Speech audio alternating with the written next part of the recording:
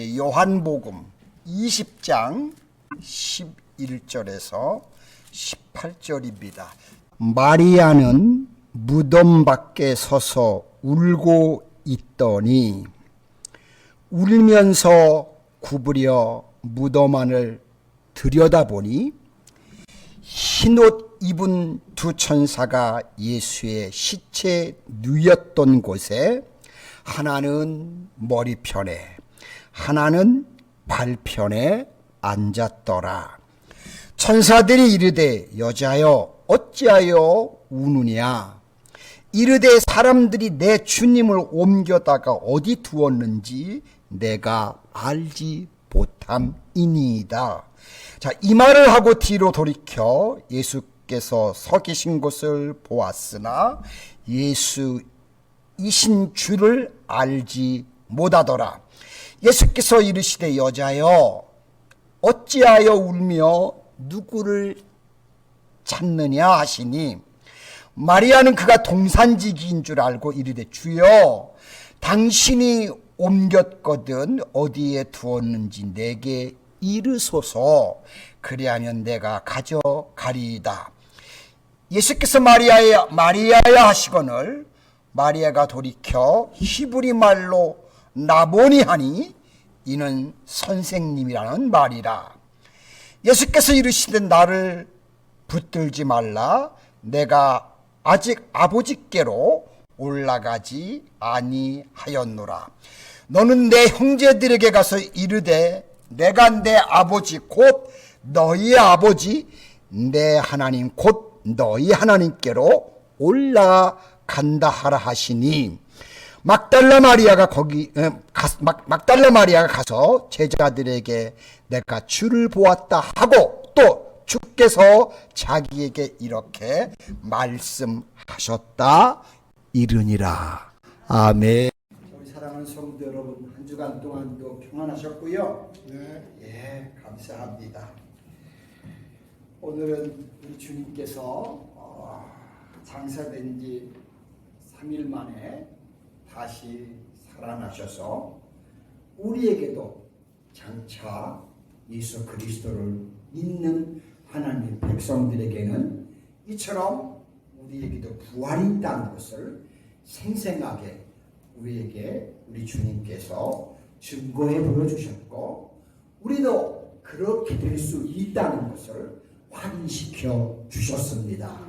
여러분, 그러므로 우리가 이 주님의 부활절을 통해서 장차 우리도 하나님 나라에 다시금 새롭게 또 부활하는 역사들이 우리에게도 있다는 것을 기억하시고 여러분 그 희망과 그 끈을 놓치지 마시고 장차 이 다음 하나님이 우리를 부르실 때에 우리 모두 다 하나님 나라에 함께하는 저와 여러분 되시기를 주님의 이름으로 축복합니다. 아멘.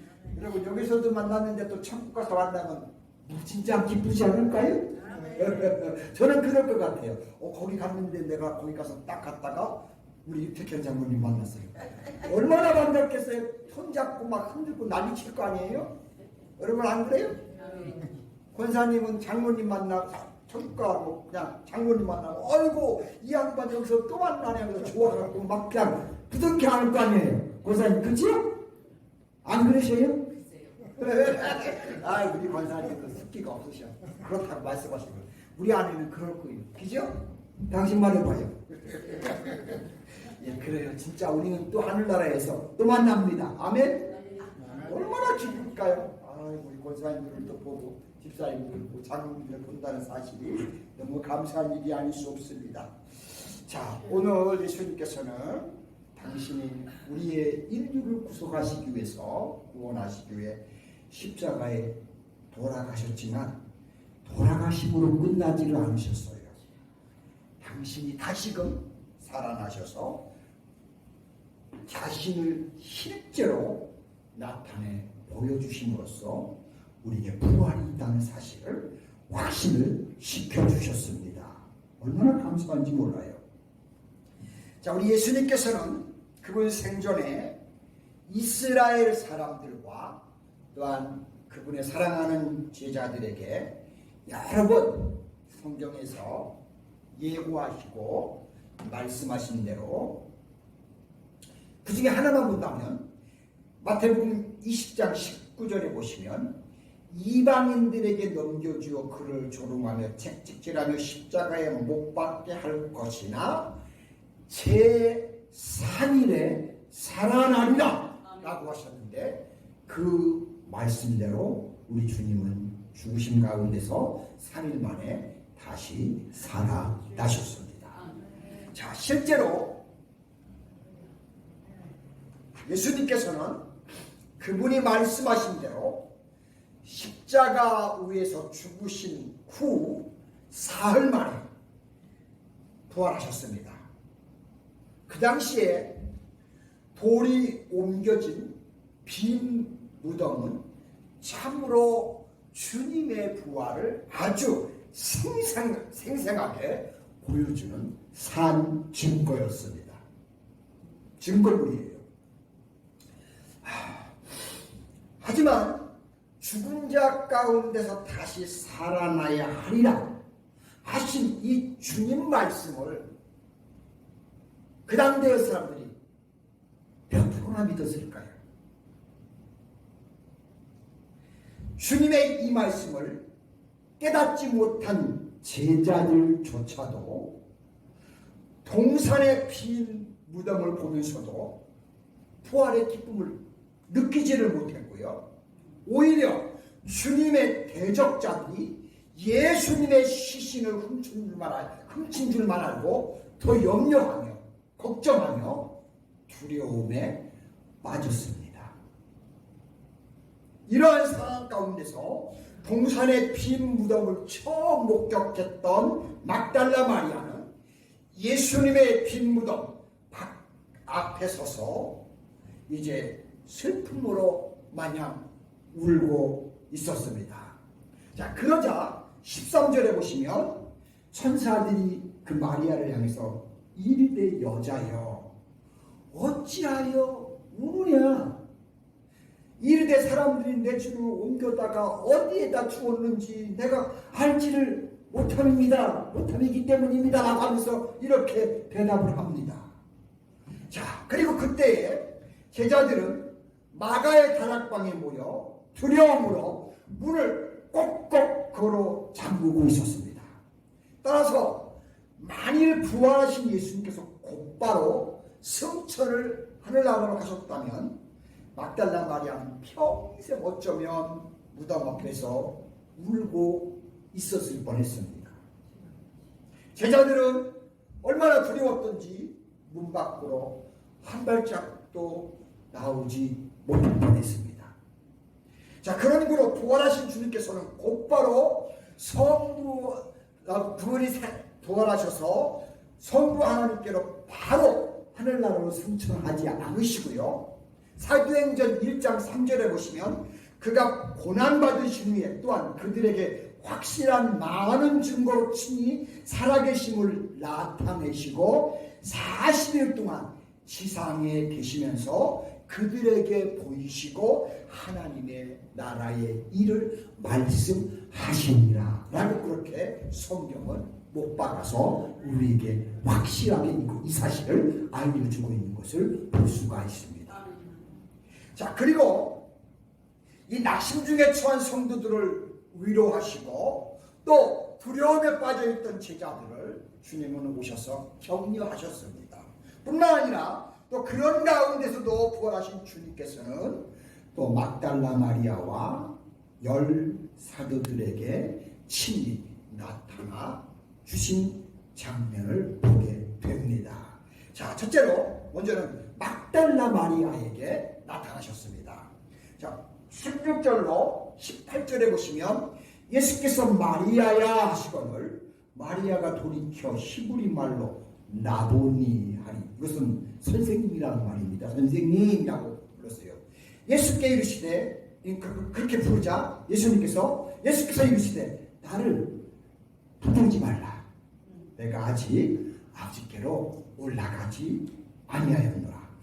너는 내 형제들에게 가서 이르되 내가 내 아버지 곧 너희의 아버지 내 하나님 곧 너희의 하나님께로 올라간다 하라 하시니 막달라 마리아가 가서 제자들에게 내가 주를 보았다 그렇게 말하고요. 또 주께서 자기에게 이렇게 말씀을 하셨다고 그렇게 제자들에게 이르는 것을 성경에서 보게 됩니다.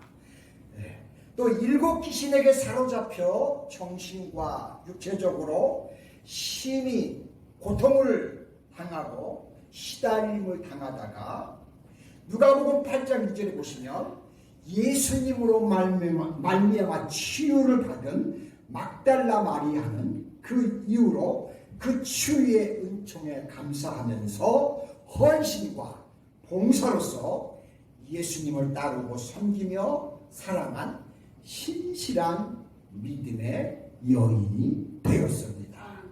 따라서 예수님의 빈 무덤은 그 누구보다도 마리아에게 있어서는 큰 슬픔이었기 때문에 막달라 마리아는 동산의 빈 무덤 앞에서 그저 마냥 소리내어 울었던 겁니다. 이처럼 낙심과 절망에 빠져 슬피 울고 있는 막달라 마리아에게 부활하신 주님이 직접 그 마리아에게 나타나셔서 위로해 주셨습니다.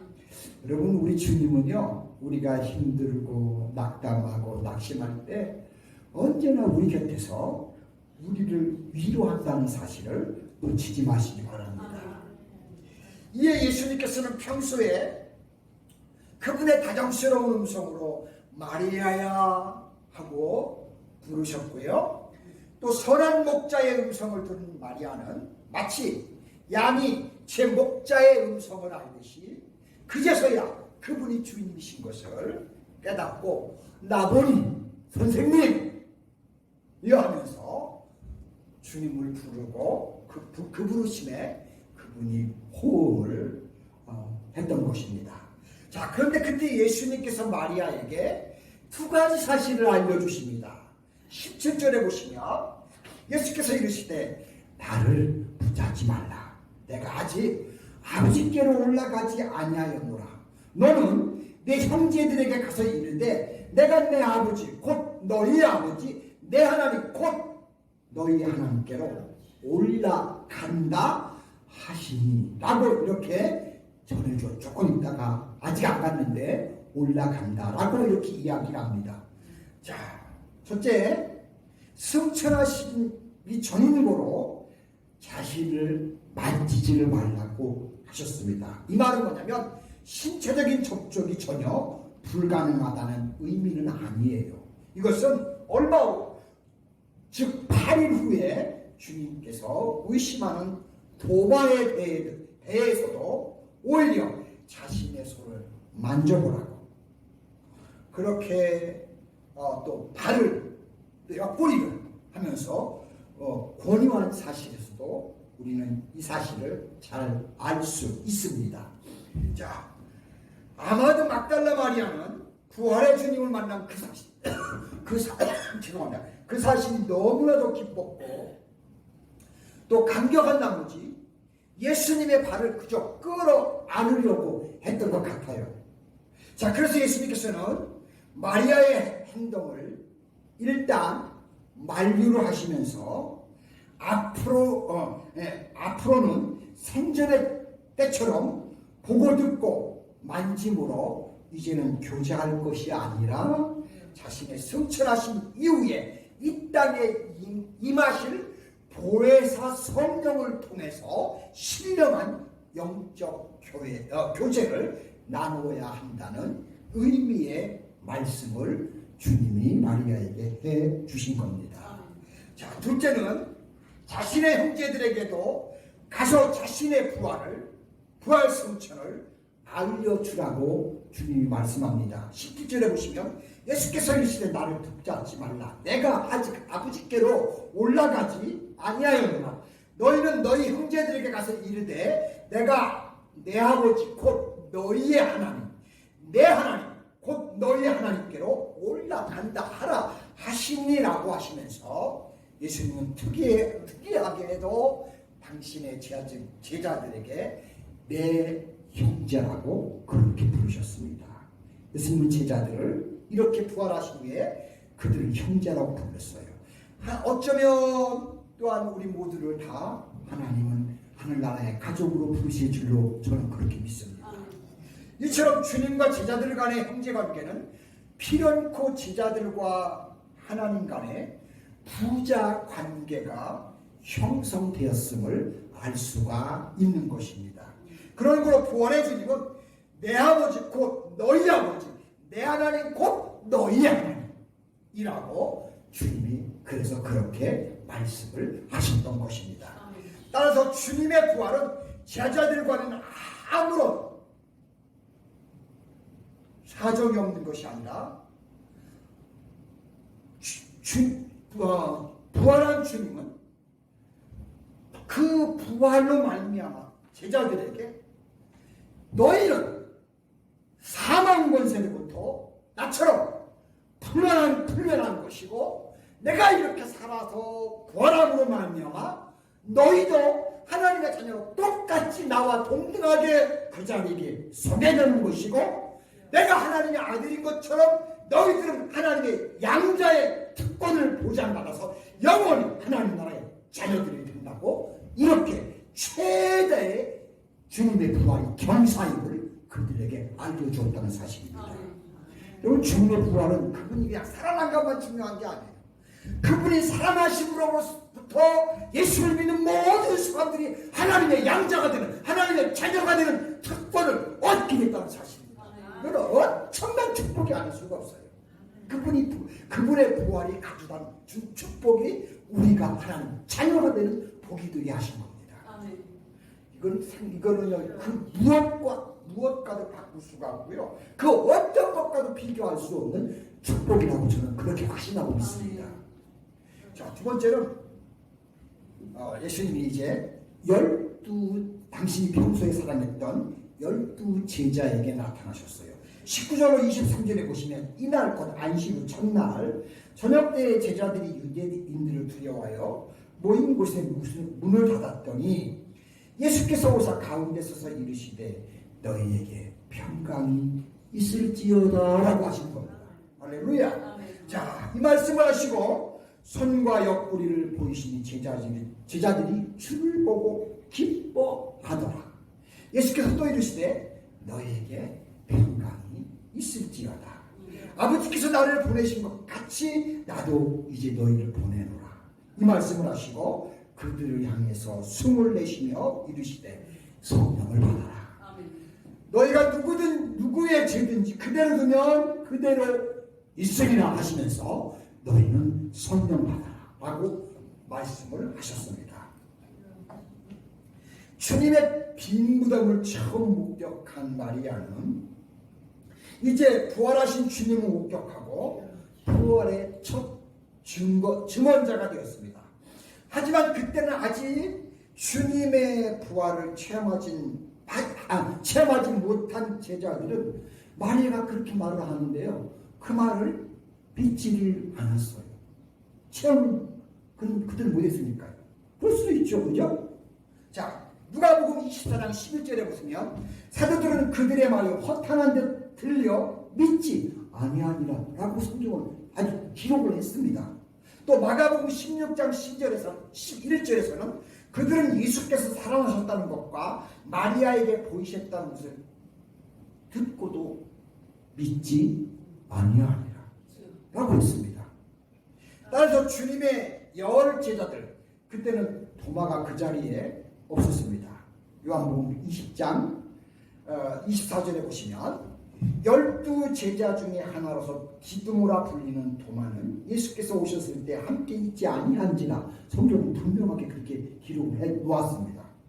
그들은 여전히 절망과 실망에 빠져 유대인들을 두려워하는 가운데 예루살렘 어느 골방 즉 마가의 다락방에 모여서 문을 꼭 걸어 잠그고 향후에 어떻게 될 것인가 이 대책을 근심스럽게 논의하고 있었습니다. 부활절 날 저녁 때요. 바로 근데 그런 마가의 다락방에서 제자들이 모여 논의하는데 바로 그 자리에 부활하신 예수님이 거기에 드디어 찾아오신 겁니다. 얼마나 깜짝 놀랐을까요? 그죠? 야, 아주 신령한 부활의 몸을 가지신 예수님이 아무런 공간에 제약 없이 닫힌 문을 통과해서 방 안으로 들어오셔가지고 제자들 가운데 떡하니 서신 겁니다. 아마 제자들이 깜짝 놀랐을 것 같아요. 자, 그러므에 심히 놀라고 당황해하는 제자들에게 제일 처음으로 첫 마디로 뭐라고 하시냐면 너희에게 평강이 있을지어다. 제자들이 얼마나 두려웠겠어요. 그 스승이 돌아가시고 모든 게 산산 박살이 났는데요. 얼마나 두렵고 떨렸겠어요. 근데 주님이 거기 오셔가지고 그 가운데 서시면서 얘들아 너희에게 평강이 있을지어다. 굉장한 위로였을 것 같아요. 그 예수님이 그 말씀할 때 제자들이 모두가 너무너무 평안했을 것 같아요. 라고 하시면서 평안, 그들 모두에게 샬롬을 베풀어 주셨습니다. 참으로 이 평안은 사람들이 그저 말로써 해보는 그런 공허스러운 헛소리가 아니고요. 십자가의 죽음과 부활을 통해서 비로소 사탄의 권세로부터 빼앗아 취한 참 평안을 주님이 말씀한 겁니다. 따라서 이 평안은 도무지 이 세상의 그 어떤 것도 우리에게 줄 수 없는 오직 부활의 주님만이 우리에게 주실 수 있는 그런 평안이었습니다. 할렐루야. 그래요. 또한 주님께서는 이 같은 평안을 베푸시면서 그분의 선과 옆구리를 보여주셨습니다. 20절에 보시면 이 말씀을 하시고 손과 옆구리를 보이시니 제자들이 주를 보고 기뻐하더라 라고 했습니다. 자, 본문의 제자 요한은 특별히 부활하신 주님의 손과 그 발의 못자국과 옆구리의 창자국에 깊은 관심을 가졌어요.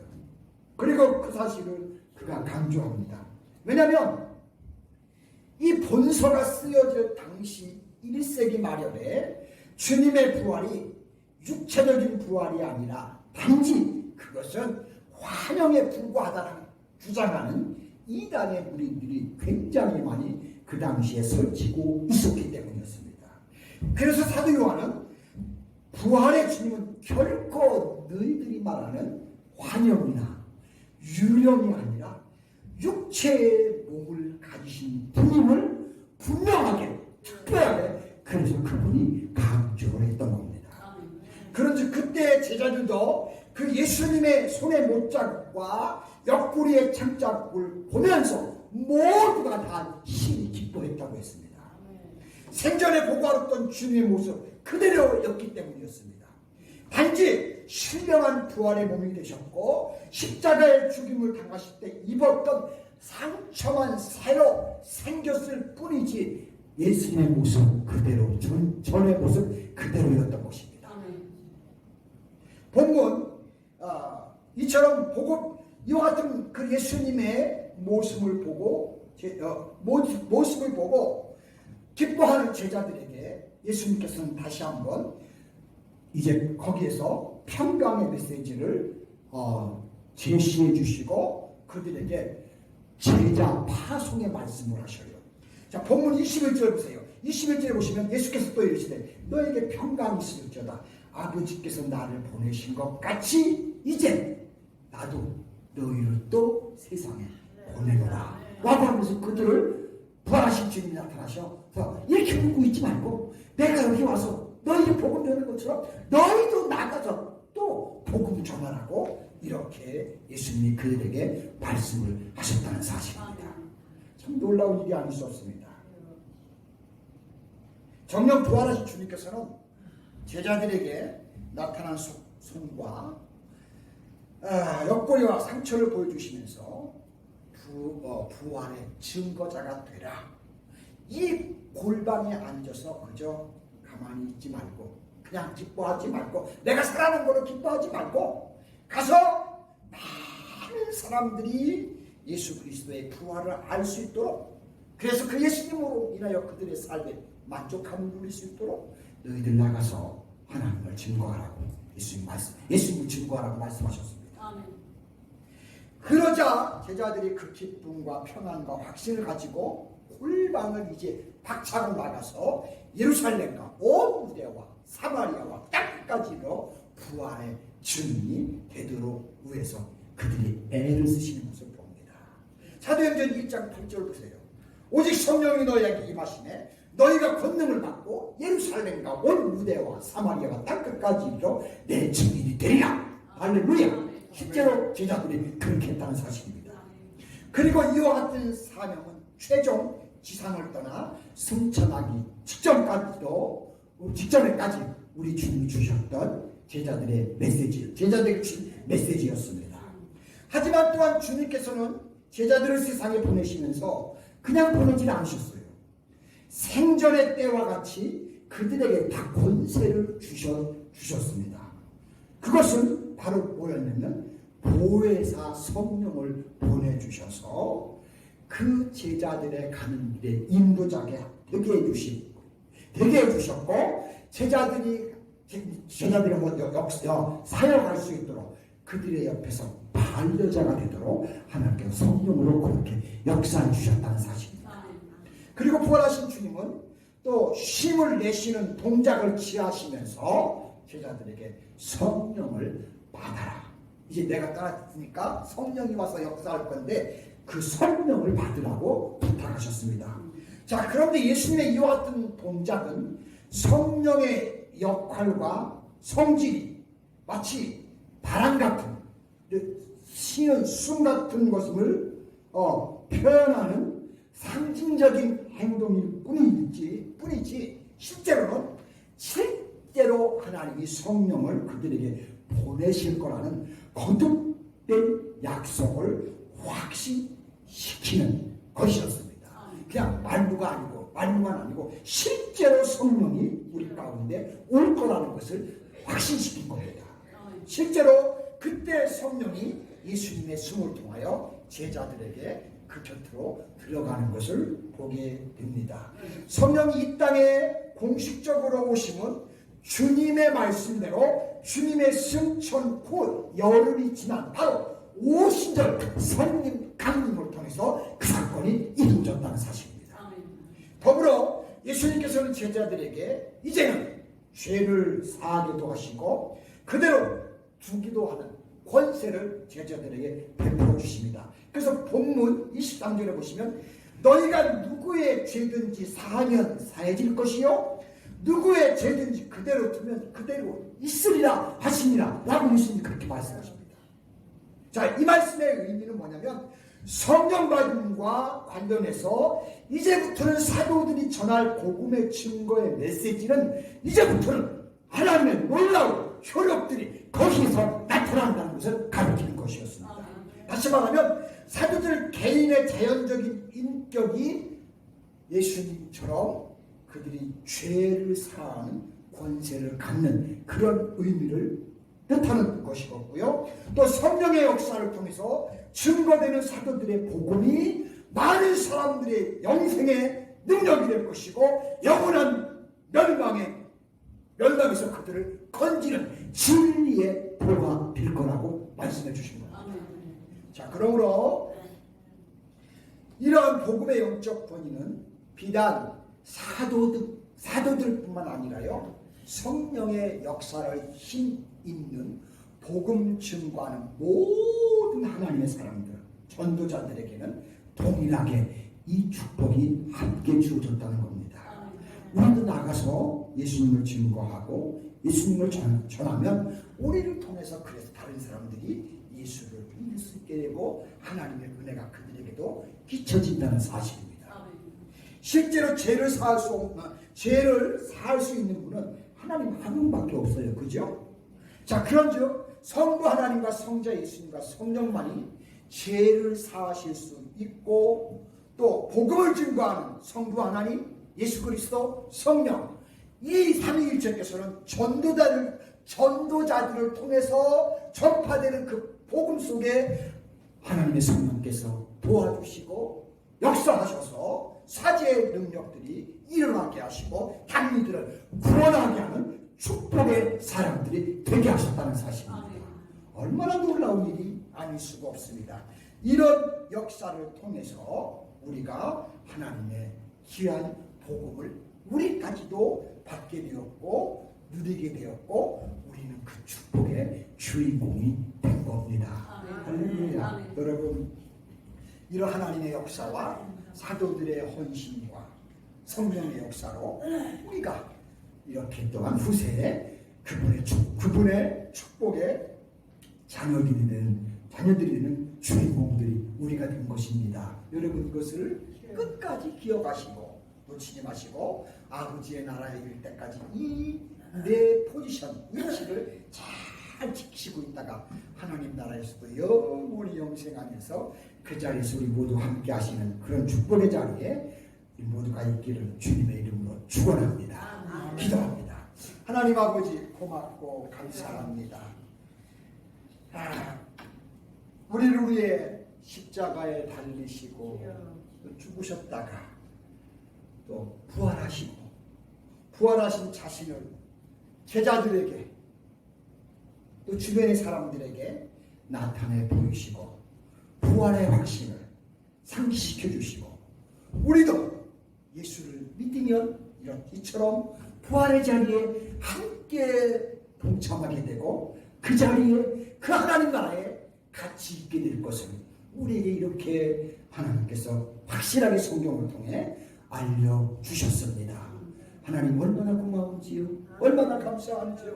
나는 죽음이라면 어떻게 될까 겁나고 두렵고 떨릴 텐데 이 성경 말씀에 하나님이 그 자리에서 또 우리도 함께 있게 하신다는 이 사실을 성경을 통해 이렇게 생생하게 깨달을 수 있게 하셨사오는데 아버지, 우리는 이런 소망이 있습니다. 이것을 붙들고 끝까지 믿음의 주여 온전히 하시는 예수를 바라보며 믿으며 그분과 함께 삶을 살다가 주님께서 부르실 때에 주 앞에 다 함께 서는 우리 노스캐롤라이나 한인교회 온 성도님들과 자녀들에게 축복하여 주옵소서. 감사드리며 예수님 이름으로 기도합니다. 아멘. 여러분,